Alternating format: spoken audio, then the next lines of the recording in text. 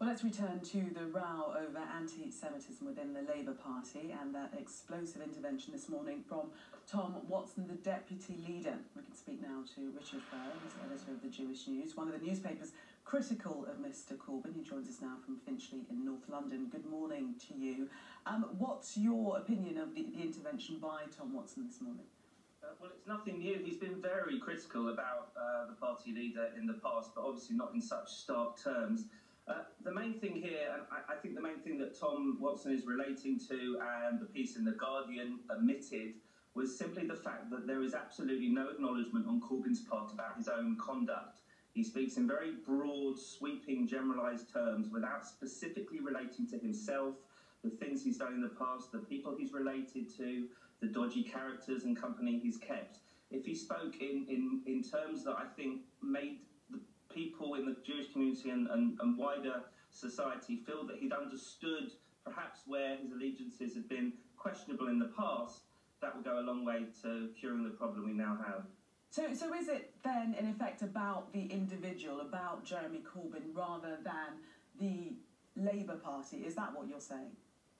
Very much so. I mean, of course, anybody that wants to propel themselves to high political office, their CV has to be immaculate, doesn't it?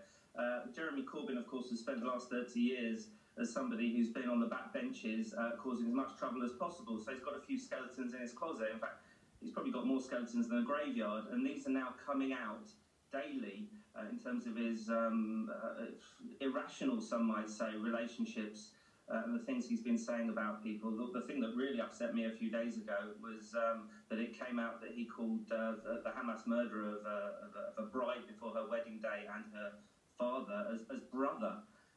Now, some sort of understanding as how this language could potentially be a threat if he were to be the leader of our country, I think would go an awfully long way.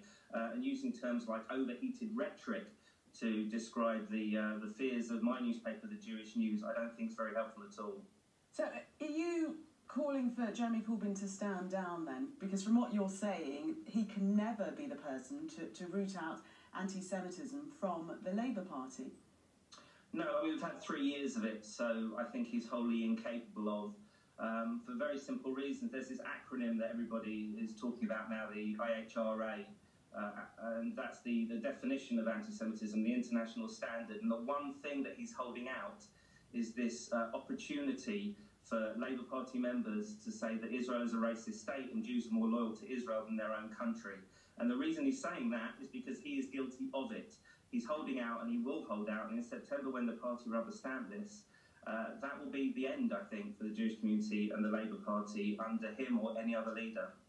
Is that because, in your view, Jeremy Corbyn, the man, the individual, is anti-Semitic himself? I don't know if he's anti-Semitic. I mean, he's an ideologue. He's a lifelong anti-racist. Anti-Semites are drawn to him. Anti-Semites are drawn to the Labour Party under him. And I think he turns a blind eye to it because it catapults him to power in the Labour Party and potentially to power in the country as a whole. Would you like to see him stand down? Very much, yes, of course I would. But of course the Momentum project has taken over Her Majesty's opposition. It's a project now that I think has been lost to the centre and the far left of the Labour Party, I think, under Corbyn or anybody else, are now fully in control of the opposition. Do you think that you represent all Jewish people? Because there are certainly quite vocal Jewish people who've come forward in support of Jeremy Corbyn. Well, I mean, I'm the editor of a Jewish newspaper. I speak to readers. I attend synagogues and community centres in my role. I get an email bag full of correspondence.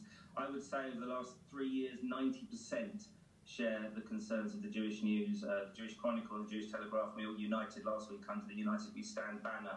Of course, there are some useful Jews, I suppose you would call them, who rally around Corbyn's position, and Jeremy Corbyn has sought them out. He went to a Passover Seder with Judas. At every turn, he appears to try and alienate the mainstream by trying to pick out these useful Jews that he feels echoes his position. But no, I'd say 90% of the Jewish community feel he and his Labour Party are an existential threat to Jewish life in Britain. Okay, Richard Ferrer, thank you very much for sharing your views with us, editor of the Jewish News there.